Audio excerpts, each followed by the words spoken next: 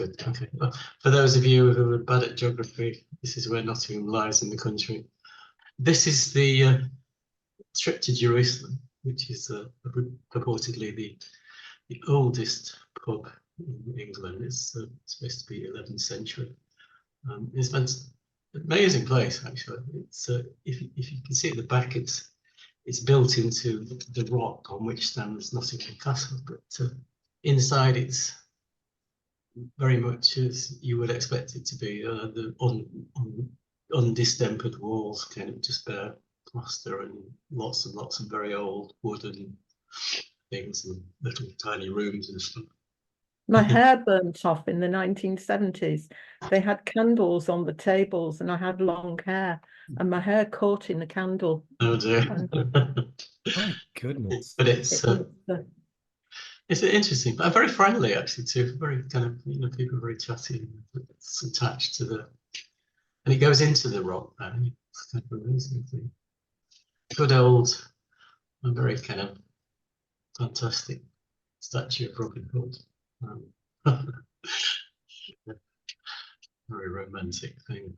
I don't know what he's firing at, but the castle itself used to look like this. So you can see it's an amazing fortress type mound in the middle of the city. The castle, of course, has had many lives.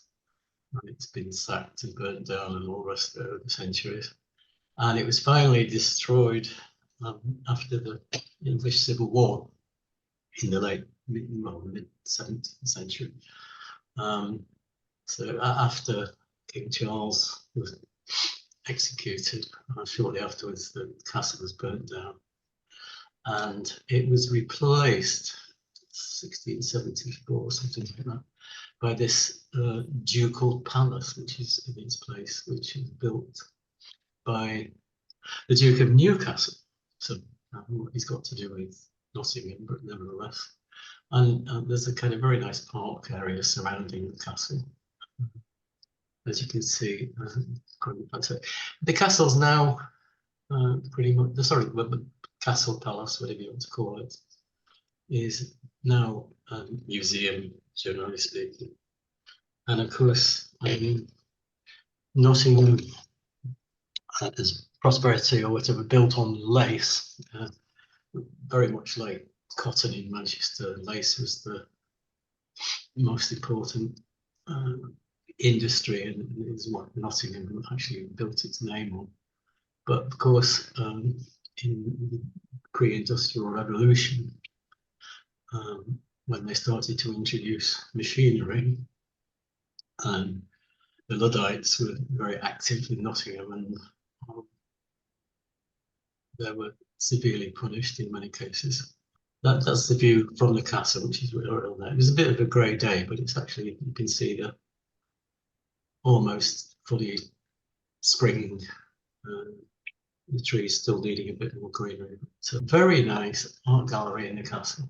It's not massive, full of eclectic mix of paintings, actually. Some, usual Victorian Storm and Drang, but they've got a Lowry in there as well, and Gwen John, and some sculptures by famous.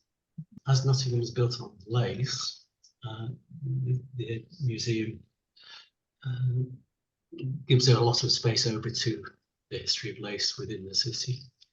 And I think the lace factory, it's in Sons and Lovers, where the Paul Morell's illicit relationship with a married woman, so she works in the lace industry.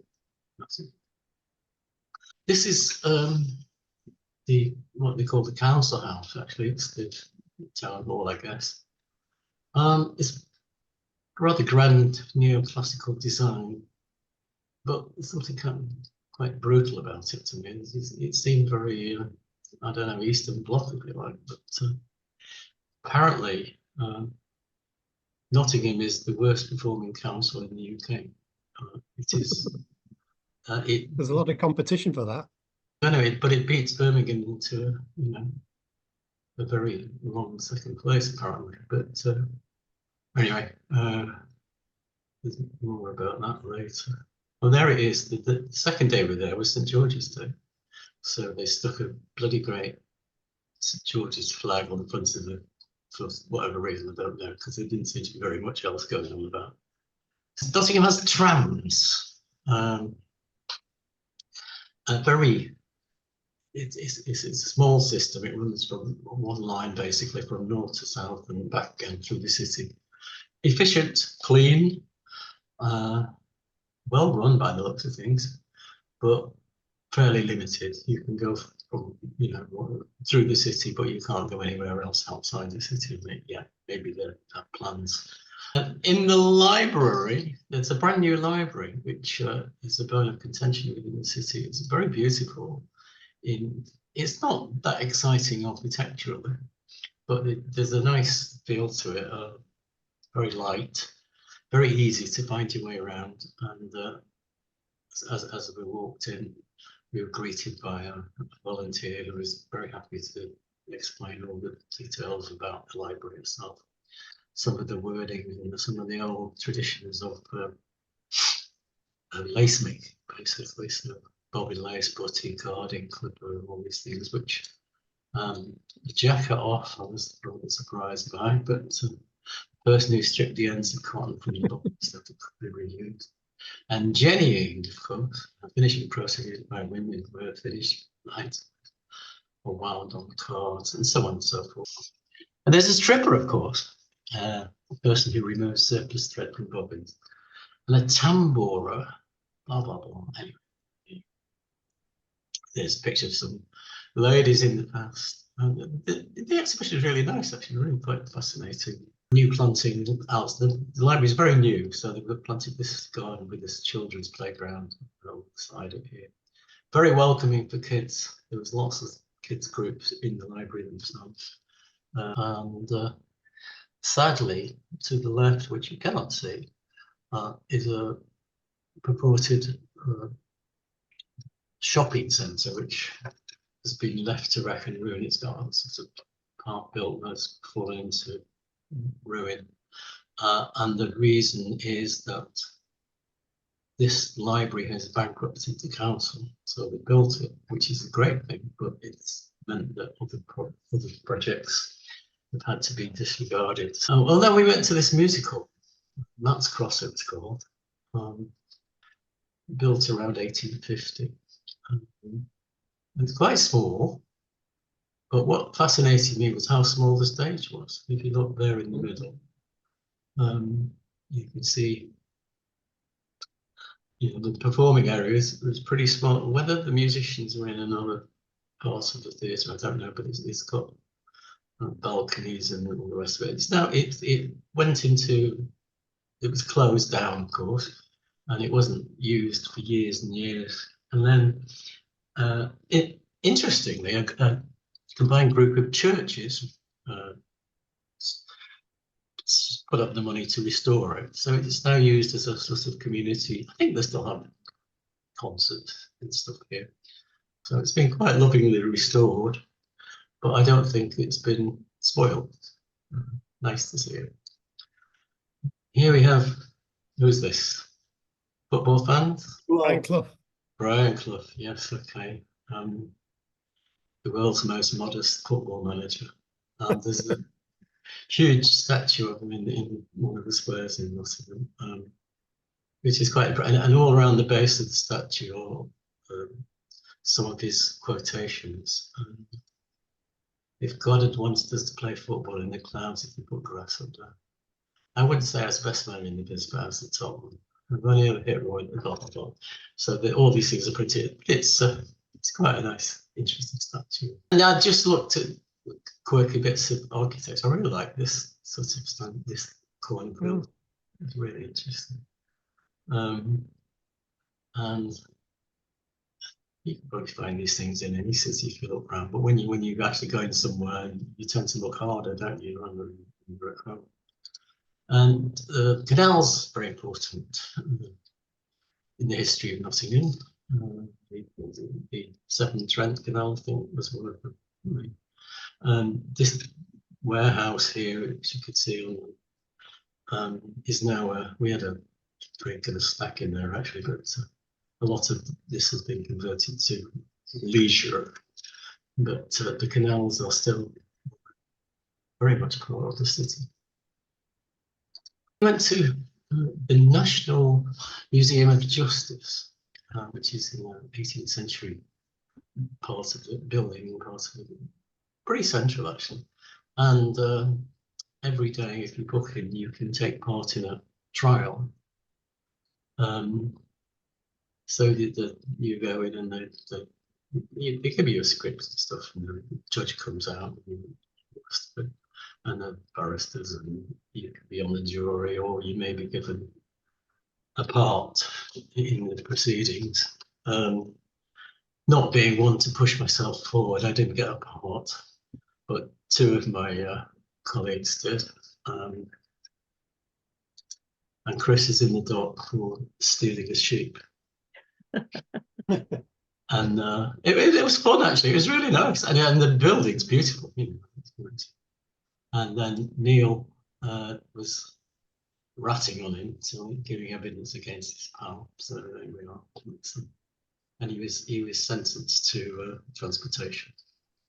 But the whole thing was good fun, and there was it was a nice thing. But this takes me to this book, and it's essentially about the last two gay men to be hanged for being homosexual acts in the mid 19th century. But it's more importantly to me anyway, it's a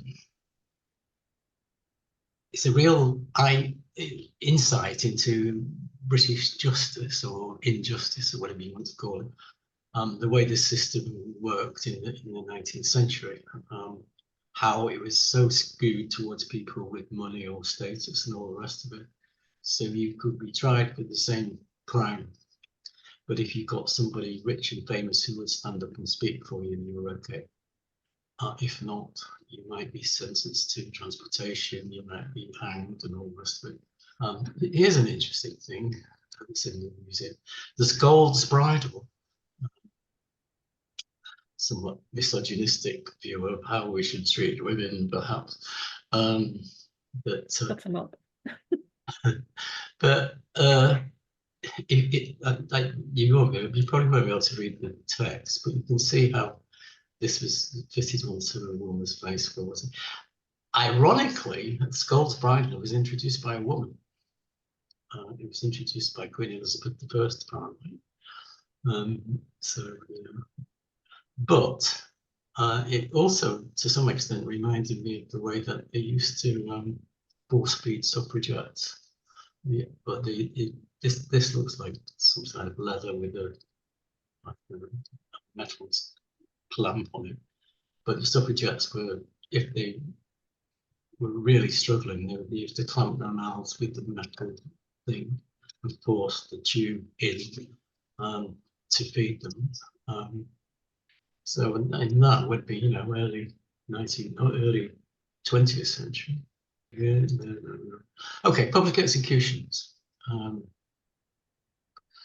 think the last one was in. Public execution was not used for murder and treason and hanged person, not the other. Poisoners were brutally executed. Women poisoners were burnt at the stake, and male poisoners were buried alive. Pirates were hung in chains at low tide and left to drown. Heretics would be hung, drawn, and quartered. Here's the gibbet in the prison yard, which was quite chilling, actually. It's kind of like, it might look like a set, but in fact, when you actually see it, it's quite, maybe feel peculiar. And there are lots of interesting things down in the side.